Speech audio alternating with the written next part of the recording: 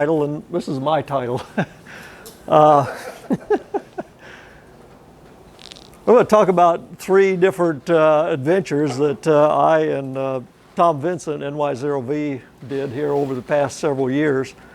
Can everybody hear me? I'm just got a microphone into this camera.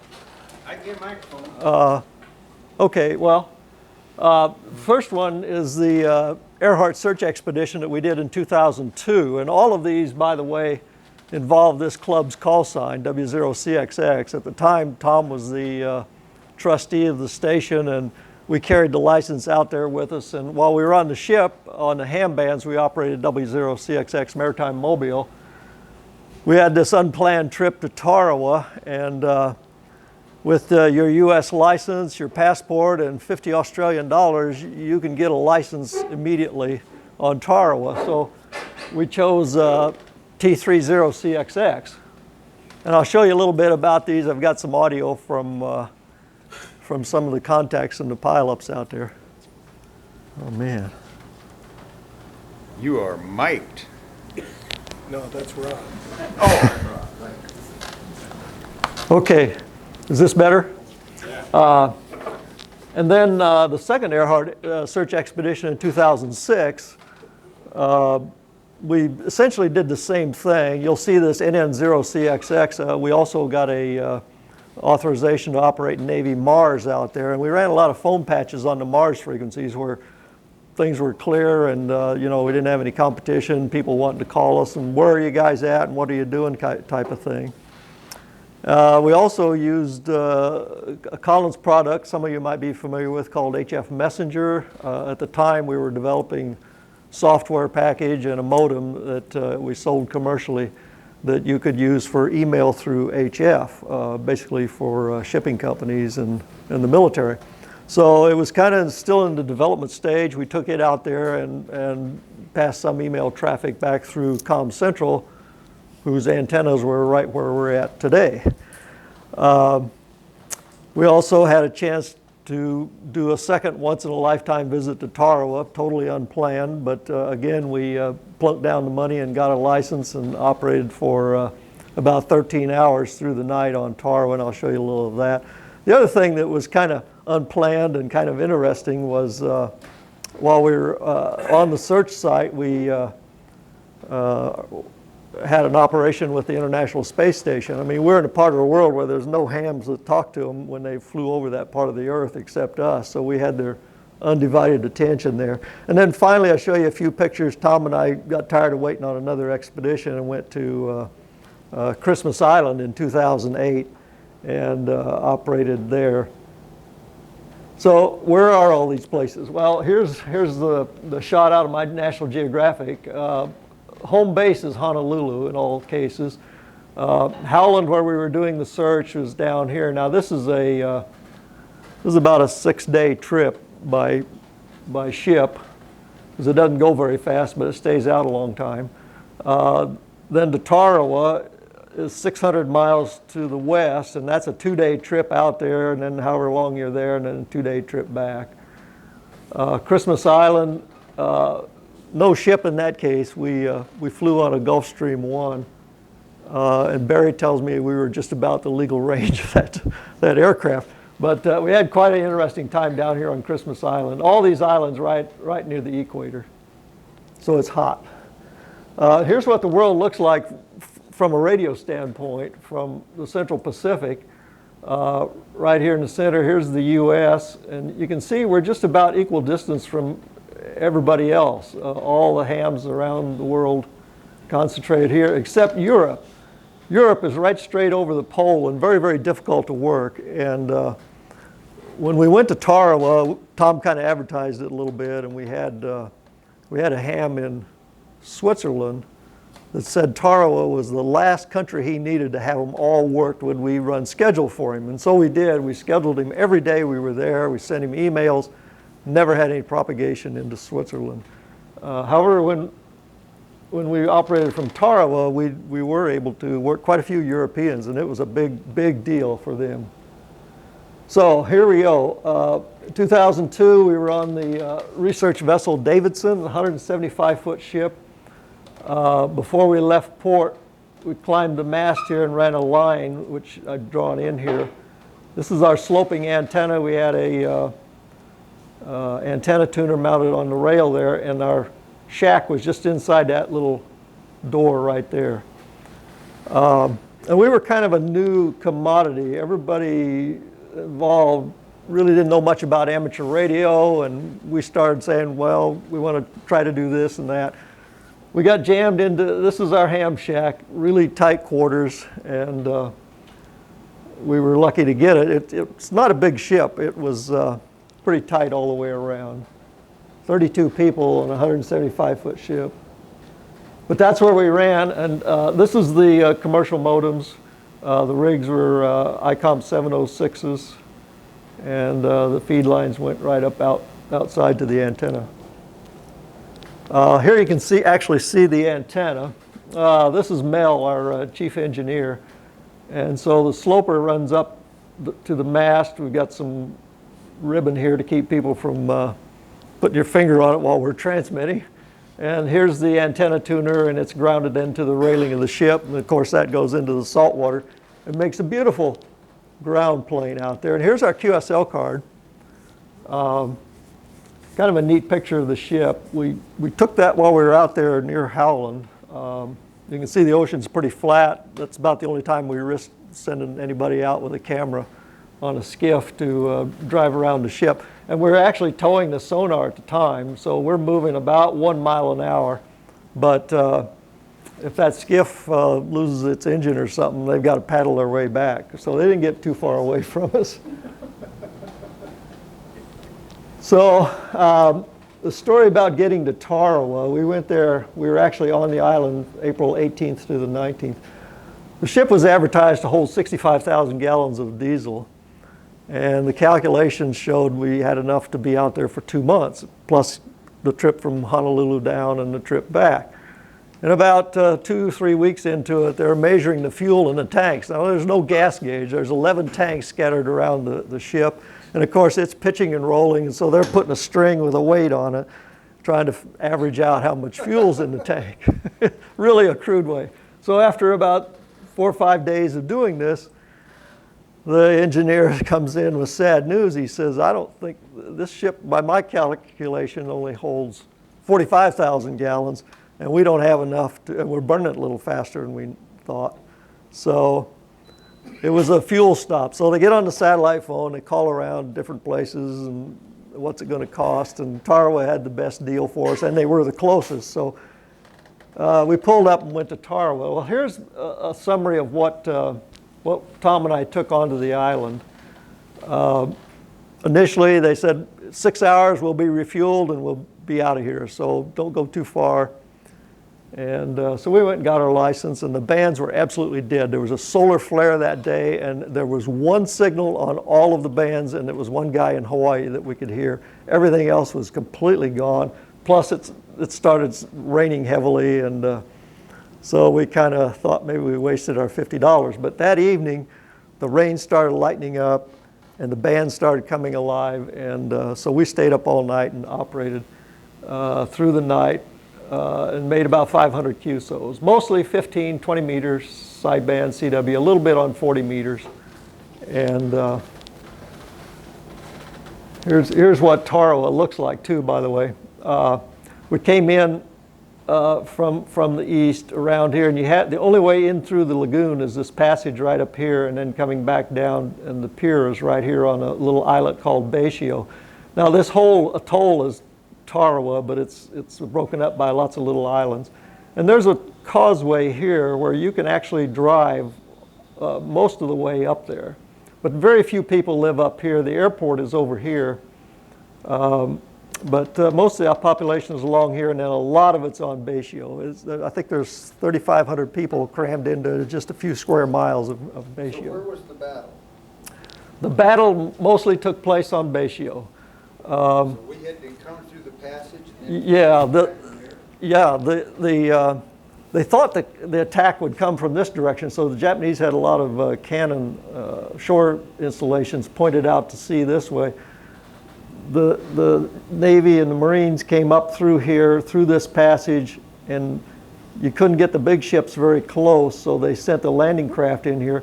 And the problem, if you read back in the history, was they didn't realize how shallow this lagoon was, and they were at low tide, and everything got hung up out here, and you know, the guys, heavy casualties just getting onto the beach.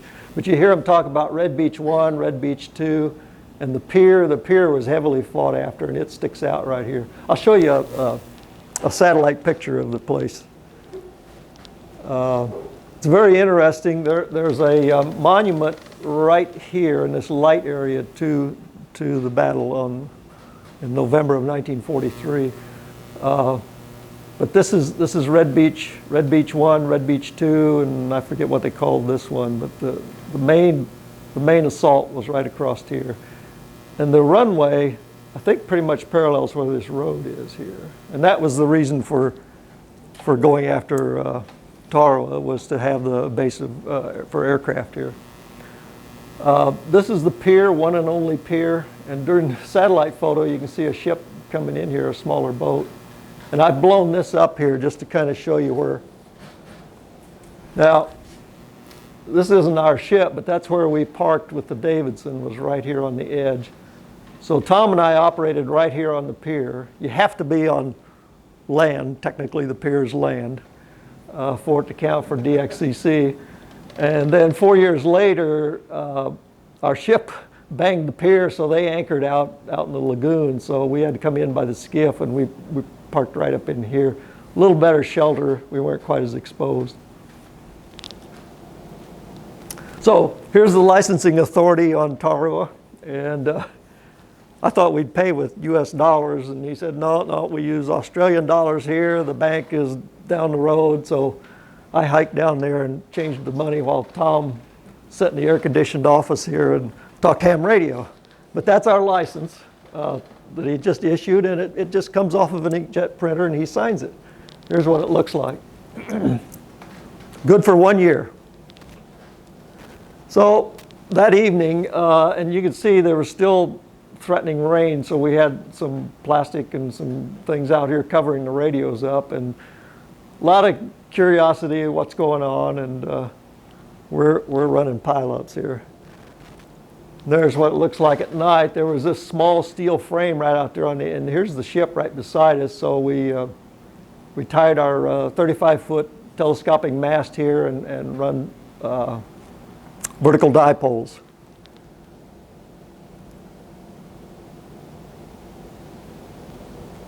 And by the way, this is 3 a.m. in the morning, the deer in the headlights shot. We'd been up for, I think, close to 23 hours now about this time. And here's our QSL card from there. Tom took this picture of one of the sunrises. So now we'll skip over to 4 years later. This time we had a bigger ship, the research vessel Mount Mitchell. And this is kind of a neat picture, especially after living on the thing for 2 months. It really doesn't look that big, but if you start looking at the size of these doorways, and you can't hardly see people down here, but this is a big ship. It's, well, for us, it's 225 feet long. And we had a lot more room. One of our guys rented a helicopter and went out and took film and stills of it as it came into Hawaii. The ship's based in Seattle. Both of them came out of Seattle. So they had a 10-day transit from Seattle to Hawaii. And here it is, fully fueled, sitting kind of low in the water. And this is our first view of it when Tom and I arrived, and we're moving our stuff on board. Rockwell Collins shipped all of our stuff ahead of time to Seattle, so it was waiting for us on the ship. And the big surprise was, since we ran foam patches for everybody before, now we got the deluxe quarters. This was really something to have something this big devoted just for our station. So you can see we're just getting things unpacked, getting set up, and this is one side of the room. Here's the other side of the room. An amazing thing happened, one of the hams in Hawaii that neither one of us knew before we got there. But we didn't have an amplifier. And you know me, I want QRO. So this fellow, Kimo Chun, he says, hey, I've got an alpha 1,500 watts, I'll loan you. And I said, well, we're going to be gone for 2 months. Are you sure? Yeah. He says, just tell me where to bring it. And so he brought it down to the ship. And so that's it sitting right there in the plastic. The problem was we couldn't use it because once we fired it up, we were getting into all the sonar and the intercoms. QRO. So, Bring it on. so we had to be happy with 100 watts. But here's W0CXX Maritime Mobile. We had the club's ICOM 7000, my 706, and then the company Lab had a 706. So we had 3 rigs there.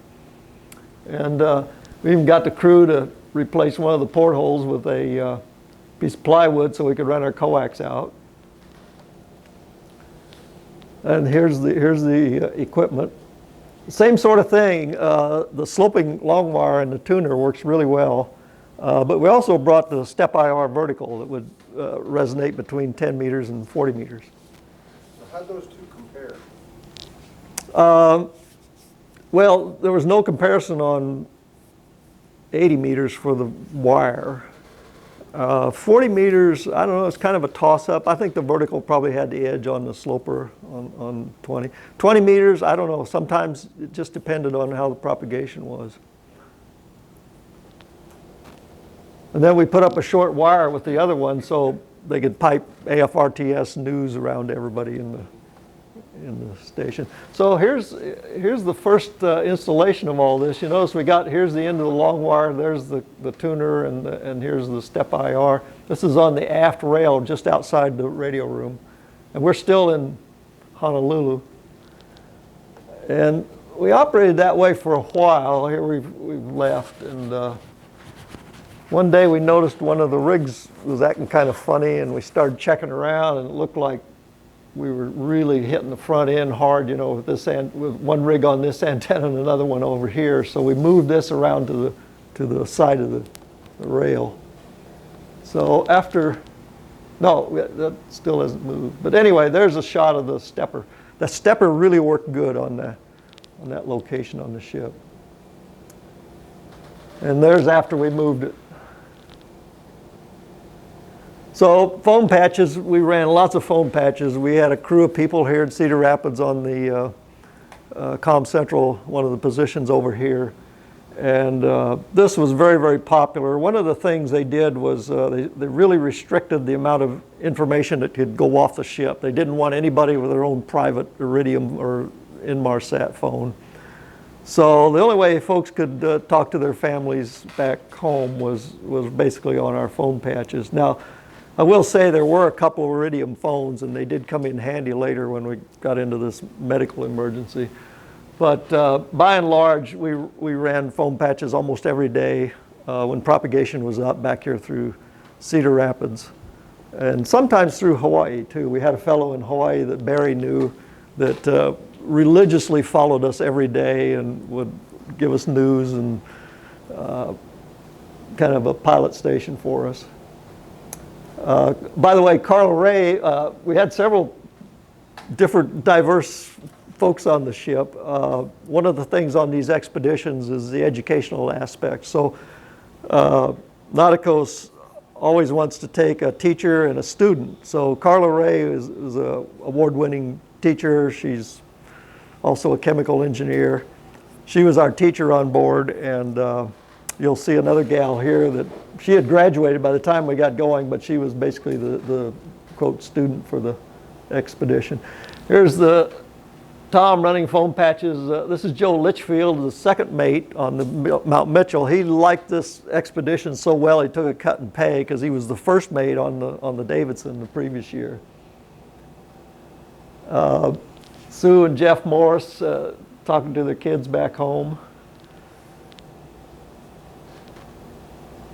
And we had a day and a half where, due to some circumstances, we really didn't have anything to do for the search. So we were about, I think we were about 4 hours sail from actually going to Howland. So we said, hey, let's go up and look at the island. We called Fish and Wildlife on the satellite phone and said, can we have permission to land? We want to go on shore. And they said, absolutely not, unless you've got some sort of an emergency.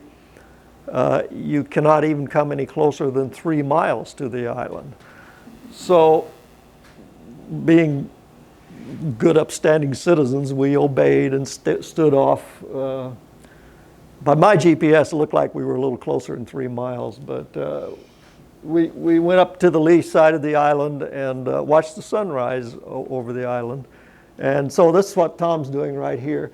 And here's what the island looks like that morning, a little bit before sunrise. It's this thin, dark strip right across here. Sticks out of the water all of maybe 6-7 feet. It's about 1.5 miles long and about 3/4 of a mile at the widest spot. Right here is the RCARC beacon. It's the only monument to her. And right next to it is a sign that says, Howland Island, U.S. Fish and Wildlife, no trespassing, keep out. And you know, Japanese, Korean, Chinese fishermen get tired of fishing. They probably go ashore and butcher a few birds and have a barbecue, and yet we couldn't do it. And after the sun comes up, this is what it looks like. Now, about this time, which is interesting, I went down and fired up the radio, and of course, we couldn't tell anybody exactly where we are, but I worked Barry from there. Now, if we'd only been on land, he'd have had a country that nobody else had. But it didn't matter that we were within the territorial waters. Every evening after the evening meal, the routine got to be go out, watch the sunset, because they were just gorgeous sunsets out there. And this is really kind of a mild one. Some of them were very, very dramatic, but this is kind of typical. And one night we see this bright light just come up over the horizon. And everybody says, hey, look, it's the International Space Station. And so Tom's standing there and says, oh, dang, we should have brought a rig along. We could probably talk to him if there's any hams up there. So one thing led to another, and everybody said, you guys are crazy. You can't talk to the space station. And we said, aha, we can. So we built an antenna. I sent an email back and had some guys here, send me the dimensions for it's known as a WA5 VJB cheap Yagi, a 4-element Yagi. And we scrounged materials and built this Yagi, and the rig's covered 2-meter FM. We had to get the frequencies, we had to get the orbital data, and so that's all being fed back to us. And so we waited for a pass then after we were all ready and called them, didn't hear anything, and I heard some blurp I thought was noise. It turned out it was the packet beacon on the space station. So another email goes back, and we, through a certain route, got into NASA and found somebody that had an in with the NASA education, and he said, can you tell the astronauts that we're out here in the middle of the Pacific trying to contact them, and would they please listen for us? And sure enough, the next day, the passes were like 3 in the morning our time. We worked them. And we worked them then over the next several days on, I think, 5 passes total. And everybody was just ecstatic. We probably could have made hams out of everybody after that. But here's Tom, here's National Geographic camera and so forth. And Tom's telling them how we're going to track the satellite as it goes, or the station when it goes over. And Carla Ray, the teacher, she's going to be our antenna pointer. Oh, by the way, this is Marika. She's our student and also a television news reporter. So each pass, we plot out the azimuth elevation and give her a watch, and so she knows which way to point the antenna. And so for multiple passes, she was our antenna pointer. And a couple times it was very dramatic. Close to dawn, we'd see it just light up in the sky, and you just stand there and track it visually as it goes across. Meanwhile, we're all inside talking to them. And we invited anybody up. Jason here's part of the crew. Here's Elgin Long. This is Marika filming it, and Tom's getting ready. I'll show you some of the contacts here. We recorded a lot of it. This is, by the way, this is our doctor. And the gals really got a kick out of talking to the astronauts. Let me play this one. Hi, Bill. This is Pam here. We saw the space station moving and got a chance to see what you look like up there. That is kind of scary. It was great. We saw you guys floating around, and I like how you sleep in the little sleeping bags against the walls. It works pretty well. So our next movie is going to be Austin Powers in your honor. Okay, I like that. Groovy, baby. Exactly. Now, there was only 2 astronauts up there, Bill MacArthur and Valery Tokolov, Russian. We had a deckhand that was from Poland that spoke Russian. So I invited him up. He was kind of reluctant at first to come up there, and I said, well, come up and talk to him. So here's his contact, and you can tell he got a tremendous kick out of this. Where's my cursor?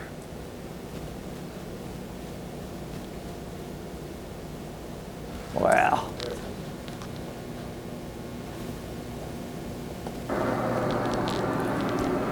We'll wait for Valerie then. Okay, go on. Yeah, hi. Dobre utro, Valery. Jak ty działasz kosmos? Хорошо дела, хорошо.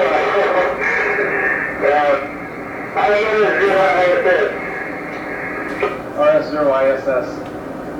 Okay, WOCX6.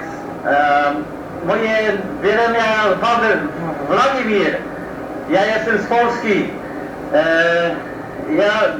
Tutaj jest dużo ludzi, czekają na rozmowę z wami. Ja chcę odzyskać всегда буду мир, окей?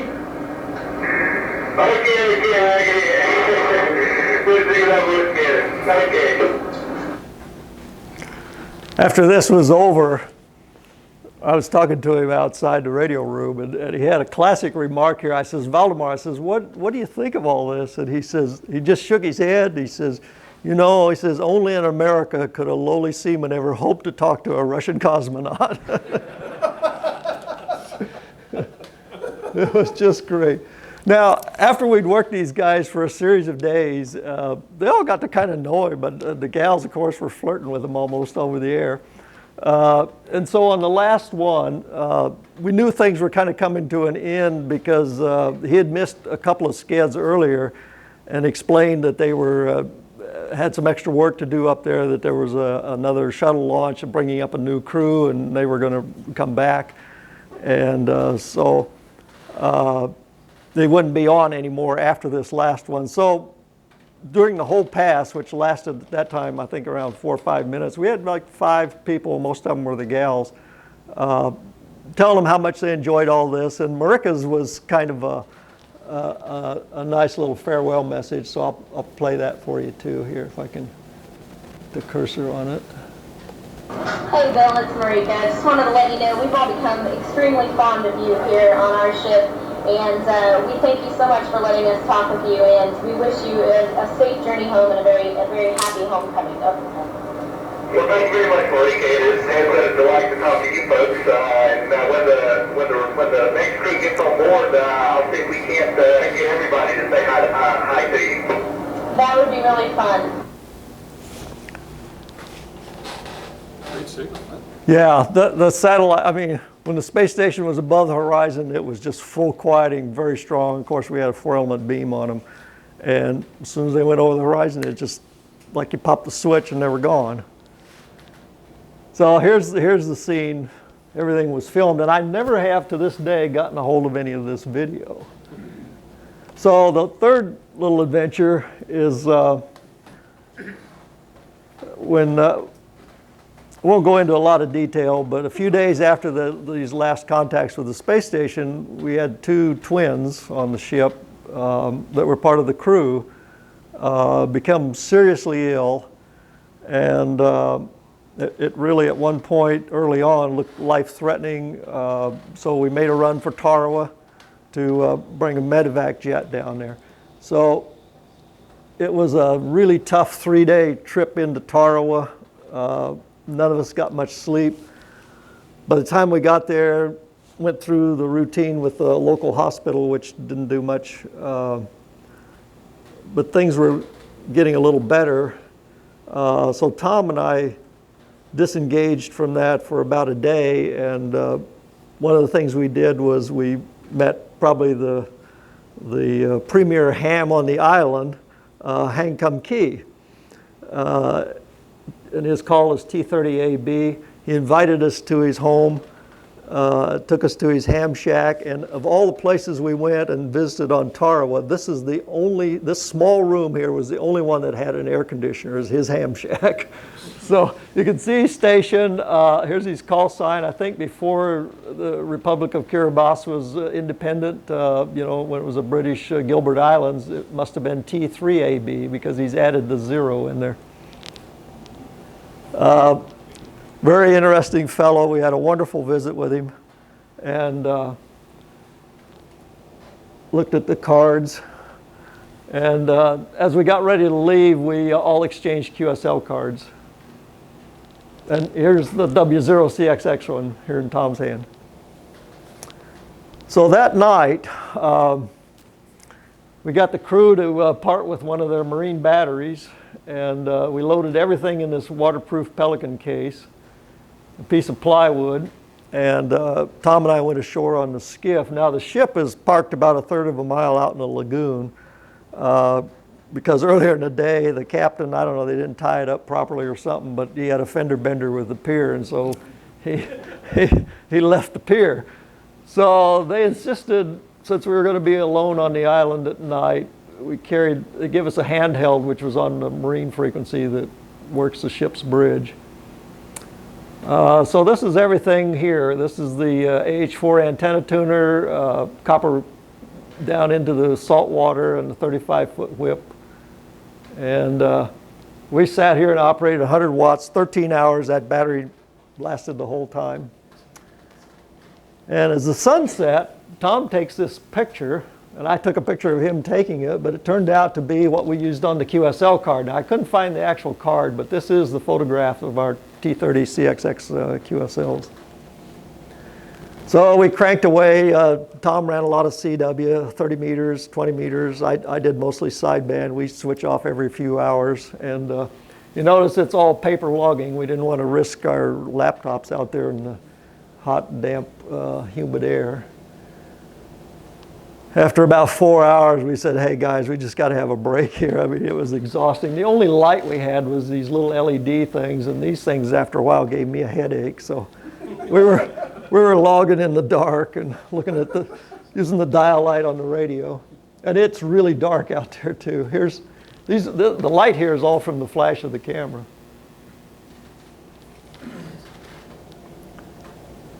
And it really got tough. By the time, again, at 3 a.m., we'd been up for 24 hours, and it was getting to be a real drag. But as it started getting light, about 3 a.m. is when Europe was just going crazy in there. And then there was about an hour just before sunrise when the bands were just kind of weren't really doing much, and things tapered off a lot. But as soon as the sun started coming up there, the band started opening here in the United States, and we just watched the propagation walk across from the East Coast and finally to the Midwest, and we worked a bunch of guys here in Cedar Rapids and then, of course, on out into California. This is when it's really going good. I don't know, this guy went out for some mid-morning hike. This is still 5:30 in the morning.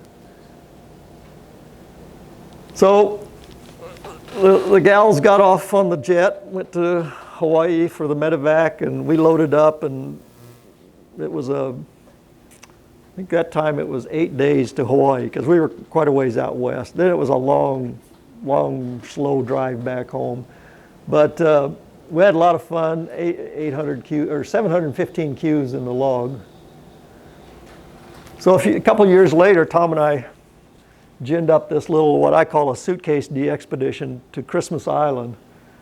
Christmas Island is kind of interesting. It's part of the Republic of Kiribati. And so we had to get a license again from the same guy, Mote Terakaya, another $50. But this time he faxed the license to us.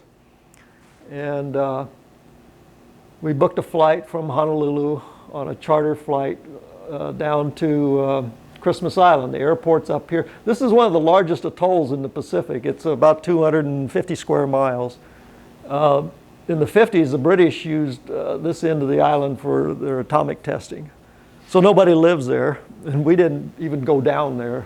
We kind of stayed up in here. But the airport's over here. Our quarters, we wanted right on the beach. So we're located right here. The main village is called London. There's actually 3 or 4 villages. There's Banana, London, and down here there's Poland. And out here in the middle is a big shallow lagoon. You can almost wade across all of this. So I took these out of the front window of the airplane. Nice thing about this was there's no TSA. I sat in the jump seat, visited with the pilots, took pictures out the front while they're landing. So here's London.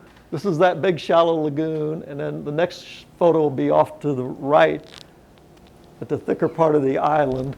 And you can see the palm trees. Here's the road, and right over here is the little settlement where Tom and I stayed for a week. Here's our home. And it's 2 rooms. There's a bathroom and then a common room out in front. We had a couple single beds, and we got a table set up for our ham station. And we were in hog heaven. Yes. What else do you need? What else? Yeah. Well, there's a little bit, not too many stories here, but originally we booked a flight. It was Air Pacific, and they flew a 737 down there, and we could get 66 pounds and even pay extra for baggage. So we were loaded for bear. 3 weeks before we left, Air Pacific quit flying down there because of some dispute with landing fees that they hadn't paid or something. So our agent got us a seat on this Gulfstream prop job. And they says, but you only get 44 pounds. The total plane, passengers and luggage and hand carry, everything can't exceed, I think it was 3,800 pounds. So they're going to hold you down. So we're taking the wrappings off of everything. We went and bought cloth duffel bags instead of a suitcase, anything to save. And finally, we said, okay, we got to have 2 of everything for the radio and the antennas.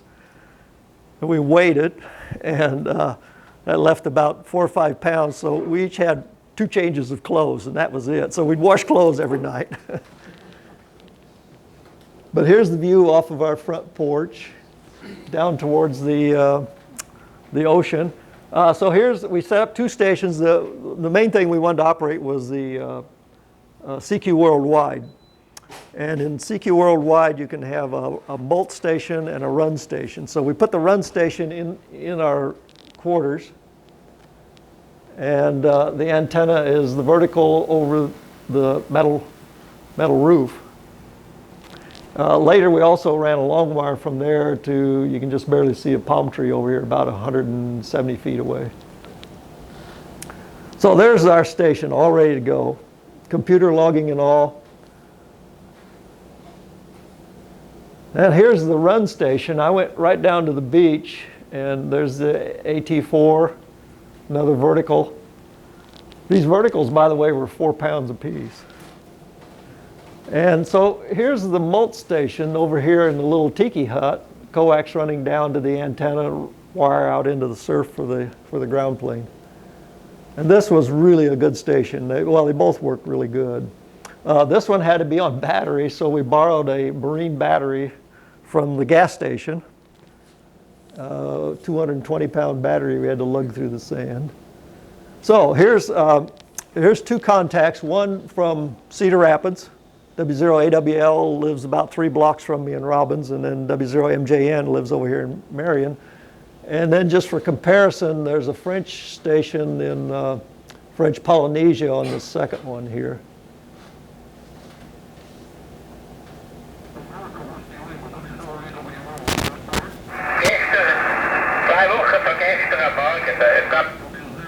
It's QRM.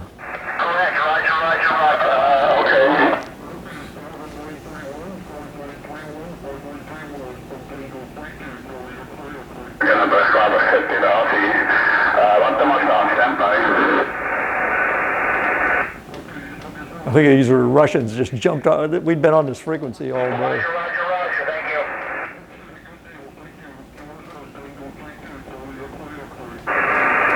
Whiskey 0, Mexico, Japan, Norway, W0MJM.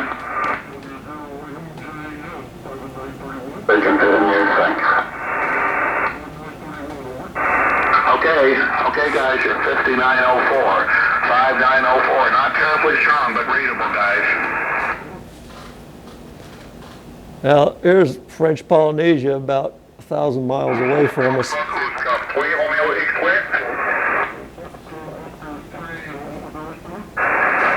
come again, Foxtrot, Oscar, number 3, Romeo X-Wing.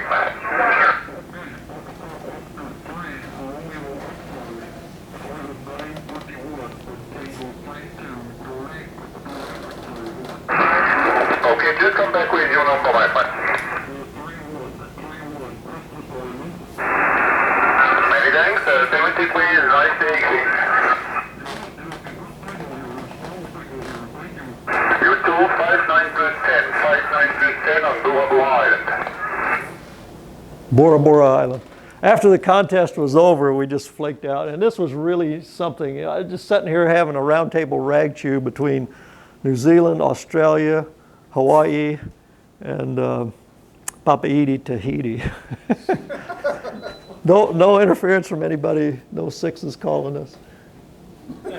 Now, there's a big story here, but I thought I'd throw this in here. Before we left, we said, oh, we got to go deep sea fishing. So Tom and I chartered a boat, went out, caught all the 300 and some pounds of fish, and it was a big adventure. The biggest one was this 95-pound tuna. Just an outboard motor.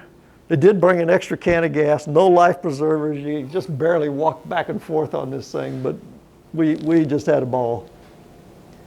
So here's the cards. Tom operated T-32 CXX. Outside the contest, I used my own call, but during the contest, it was all this one. And here's our totals for the contest. And our score wasn't real huge by U.S. standards, 430,000, but I think we were 6th in Oceania, which is other islands around out there, maybe including New Zealand. I know it included Hawaii. So we were real pleased with that. Outside the contest, here's what we did. You can see I didn't operate any CW, just mostly concentrated on 20-meter phone, 24 countries. Tom did a lot of 40-meter CW and had 14 countries, did some 20-meter CW. So that's the end of the party. Still waiting to go back out if we don't get another expedition. I don't know, we're talking about going to another island maybe this year. So that's the end. Any questions or comments on all of this? Yes? When was the most, of all the T-30, T-32, of all, even the W066 stroke MM, when was the most recent one, 2008? Yeah. Because I'm still getting 2 assault cards.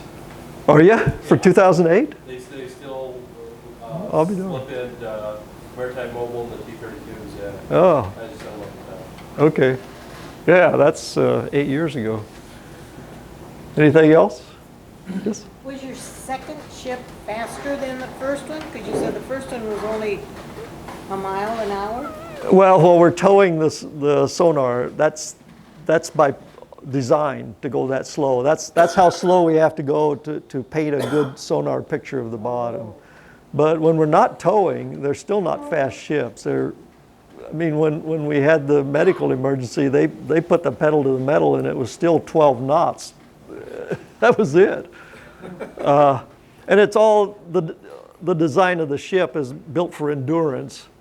And so I can't go back to it very easy, but when it was in dry dock, I don't know if you noticed, there's some little ribs along the hull below the waterline.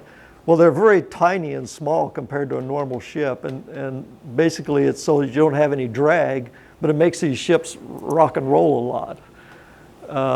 So the whole thing is designed to fuel efficiency, not speed. So Baker Howland's number 10 on Club Log. Is it? The last time it was activated was 2000. Yeah. Somebody made about 12,000 contacts.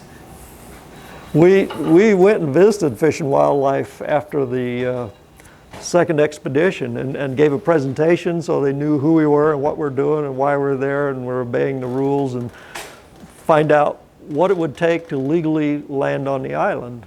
And they were very polite, but they basically said, unless you are some scientist and do something for the birds, no, you can't go.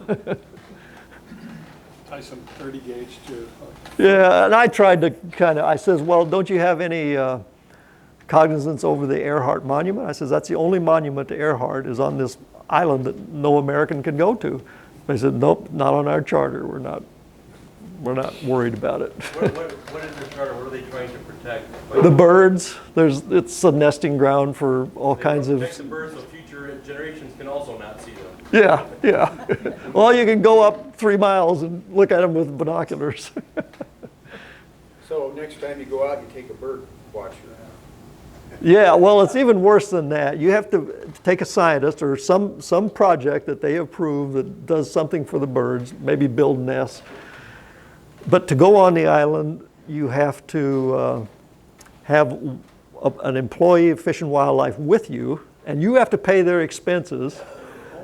To go onto the island, you have to bring clothes that have never been worn, that you bought brand new in the store, and all of your cameras and equipment and these unused clothes have to be kept in the freezer on the ship.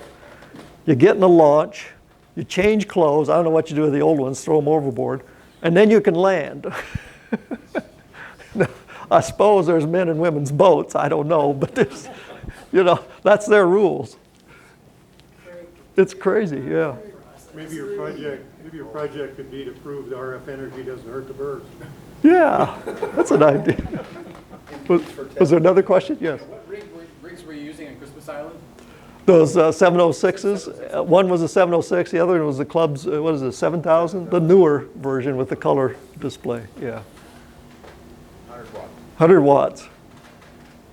We even had to buy, the lodge, there's no electricity in the daytime. They run a generator at night to power those 4 or 5 cabins there. And so we said, well, hey, the contest is coming up. We got to have power all day long. They said, well, you want to buy the fuel, we'll run it. And so we did. Yeah, it's always an adventure. So from a dollars per cue perspective, What? Dollars per cue. Oh, well, the Christmas Island thing, let me think if I got this right. It was about $3,000 a piece for airfare down and back, the lodge and meals, not counting the deep sea fishing. Deep sea fishing was quoted to us at $325, but after we gave all that fish away, they said, nah, just $200 is enough. So yeah, we made, what was it, maybe 1,000 cues, so probably $3 a contact. Okay, well, thank you very much. Yeah.